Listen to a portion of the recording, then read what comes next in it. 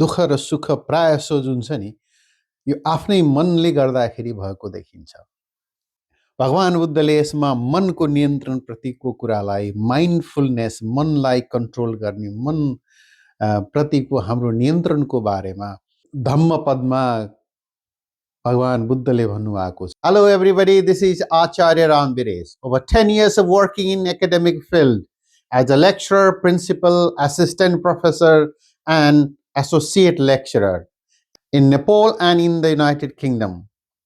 Over the period, I developed a deep interest in Bhagavad Gita, Buddhism, and Kabir Das. Support me and subscribe to my channel. Thank you. Thank you.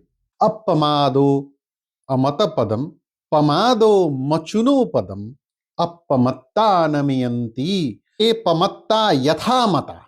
Mindfulness, carefulness, सचेतना निब्बानाको मार्ग हो। एउटा डेथलेसनेस पुग्ने बाटोको हिँडाइ हो।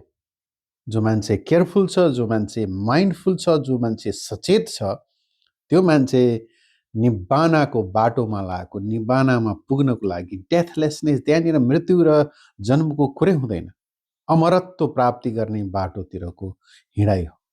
र जो मान्छे पमादो मचुनो पदम भनेको लापरवाही, आलस्य, हैन, प्रमाद, डेथको, मृत्युको बाटो हो, हैन।